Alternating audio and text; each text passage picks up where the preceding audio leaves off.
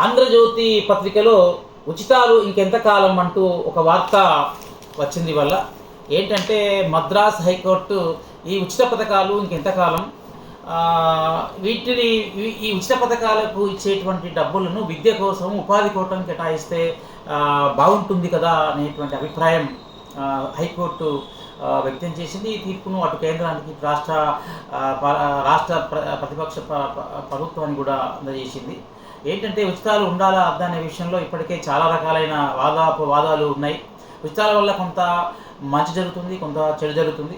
వాస్తవానికి ఉచితాలు దేశంలో ఉండకూడదు, కానీ ఉచితాల వల్ల అనేక ప్రయోజనాలు ఉన్నాయి. దేశంలో ఉన్నటువంటి పేద వర్గాలు చాలామందికి ఉచితాలు కనుక లేకపోయినట్లయితే వాళ్ళకు విద్య ఉండే అవకాశం లేదు, నాణ్యమైనటువంటి మెరుగైన సౌకర్యాలు ఉండే అవకాశం లేదు. అంటే పేదరికాన్ని దిగువన ఉన్నటువంటి తెలంగాణ లాంటి రాష్ట్రాలు, అత్యధికులు పేదలుగా ఉన్న రాష్ట్రాల్లో ఉచితాలు కంపల్సరీ. ఎందుకంటే 100 యూనిట్ల లోపు కరెంటును ఉచితంగా ఇస్తేనే చాలామంది కుటుంబాలలో వెలుగులు ఉంటాయి, వాళ్ళ విద్యార్థులు చదువుకోవడానికి అనువైన వాతావరణం ఉంటుంది. తర్వాత పుస్తకాలను కానీ బట్టలను కానీ పిల్లలకు ఉచిత భోజనాలను కానీ అందిస్తేనే వాళ్ళు చదువుకునేటువంటి అవకాశం ఉన్న వాతావరణం ఉంది. కానీ దురదృష్టవశాత్తు ఏమిటంటే ఉదాహరణకు మనం రేషన్ కార్డులు ఇచ్చారు. రాష్ట్రంలో ఉన్నటువంటి పేదల కన్నా లేకపోతే జనాభా కన్నా అత్యధికంగా జనాభాకు సరైన విధంగానే ఇక్కడ ఎక్కువగా జనాభా కంటే పేదల కంటే ఎక్కువగా ఇక్కడ రేషన్ కార్డులు ఉన్నాయి. అంటే రేషన్ కార్డులు ఉన్నటువంటి వాళ్ళందరూ పేదలు కాదు, చాలామంది శక్తి కలిగినటువంటి వాళ్ళకు కూడా రేషన్ కార్డులు ఉన్నటువంటిది ఇదంతా ఉన్నాయి, ఇవన్నీ ఉన్నాయి. దీన్ని ప్రభుత్వాలు సరైనటువంటి ప్రణాళిక వేయాలి, సరైనటువంటి అంచనా వేయాలి, సరైన కమిటీలు వేసి అసలు పేదవాళ్ళు ఎంత, లబ్ధిదారులు ఎంత, ఉన్నవాళ్ళు ఎంత అనే అవసరమైన ఉన్నవాళ్ళు ఎంత అనే విషయంలో పూర్తి నివేదిక ప్రకారంగా ఇవ్వాలి. కానీ ఆ విషయంలో అట్లా స్పష్టత జరగదు. ఇందులో ఓట్ బ్యాంక్ రాజకీయాలు చాలా చోటు చేసుకుంటున్నది. ఏది ఏమైనా కూడా ఉచితాలు మాత్రం తప్పనిసరిగా అవసరమే. ఉచితాల వల్ల ఏంటంటే చాలామంది క్రియాశీలకంగా రావడానికి అవకాశం ఉంటుంది. ఉదాహరణకు చాలామంది పేదలకు ఈనాడు KG to PG విద్య కనుక లేకపోయినట్లయితే వాళ్ళు PG దాకా హాస్టల్లో చదువుకునేటువంటి అవకాశం లేదు. వాళ్ళు కేవలం 6వ తరగతులు 7వ తరగతులు డ్రాప్ అయ్యేటువంటి అవకాశం ఉండేది. అంటే వాళ్ళని చలనంలోకి తీసుకొచ్చింది కదా.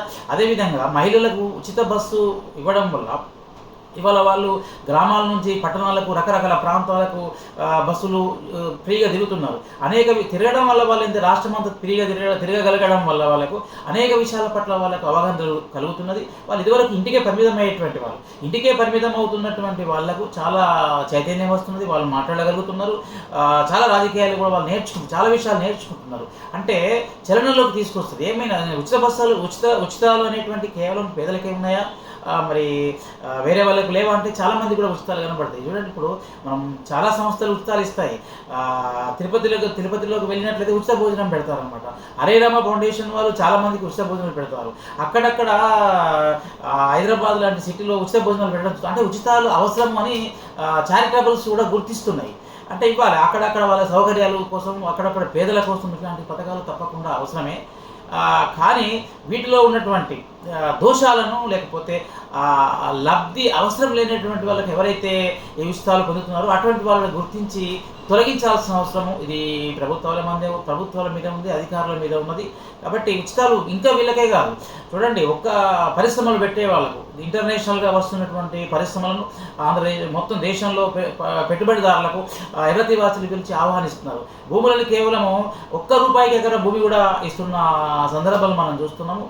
అంటే భూములను ఉచితంగా వాళ్ళకు ఇచ్చే ప్రయత్నం, కరెంటును ఉచితంగా ఇచ్చే ప్రయత్నం, నీళ్ళను ఉచితంగా ఇచ్చే ప్రయత్నం. కొద్ది సంవత్సరాల తర్వాత మల్టీనేషనల్ కంపెనీలు కనుక దేశంలోకి వస్తే వాళ్ళకు పూర్తిగా సబ్సిడీలు అంటే పన్నుల నుంచి మినహాయింపులు ఇస్తున్నటువంటి సందర్భాలు మనం చూస్తున్నాం. అదేవిధంగా మనకి ఇంకా బ్యాంకుల నుంచి తీసుకున్నటువంటి పెద్ద పెద్ద రిలయన్స్ లాంటి కంపెనీలు కూడా బ్యాంకుల నుంచి తీసుకున్న రుణాలను లక్షల కోట్లు, దాదాపు 20 లక్షల పైగా కోట్ల రుణాలు ఎగవేయడం కూడా మనం చూస్తాం. ఎగవేసినటువంటి వాటిని వాటిని రద్దు చేసి మళ్ళీ కొత్త రుణాలను వాళ్ళకి ఇస్తున్నారు. అంటే ఉచితంగా అనేకం ఇస్తున్నారు, ఉచితంగా అనేకం ఇస్తున్నారు. కానీ పేదలకు ఇస్తున్నటువంటి ఉచితాలు చాలా చిన్నవి, చాలా వాళ్ళ కుటి కోసం ఉపయోగపడే అటువంటి ఉచితాలు మరి ఉండాలా వద్దా అనే విషయంలో మరి ఇట్లా కనుక చేసినట్లయితే ఉచితాలను కనుక నిర్మూలించినట్లయితే, లేకుండా చేసినట్లయితే పేదల బతుకులు మరింత దుర్భరం అవుతాయి. దేశంలో ఉండేటువంటి వాళ్ళందరూ కూడా పేద ప్రజలందరికీ కూడా పైకి తీసుకువెళ్ళేటువంటి క్రమంలో వాళ్ళకు నిపుణమైనటువంటి వ్యక్తులుగా విద్యాపరంగా, వైద్యం పరంగా, ఉద్యోగ పరాలుగా, ఉపాధి పరంగా వాళ్ళు అభివృద్ధి జరగాలి. అభివృద్ధి కావాలంటే ఇవాళ వాళ్ళకి అట్లాంటి అవకాశాలు సంపదపరమైన అవకాశాలలో చాలా వ్యత్యాసాలు ఉన్నాయి కాబట్టి తప్పనిసరిగా ఉచితాలు ఉండవలసిందే. దీన్ని కానీ ఇందులో ఉన్న లోపాలను సవరించి ఉచితాలను మరింత స్కిల్స్ పెరిగే విధంగా, ప్రజల యొక్క మౌలిక వసతులు పెరిగే విధంగా వాడుకుంటే దేశానికి చాలా మేలు జరిగేటువంటి అవకాశం ఉందని మనం చెప్పుకోవచ్చు.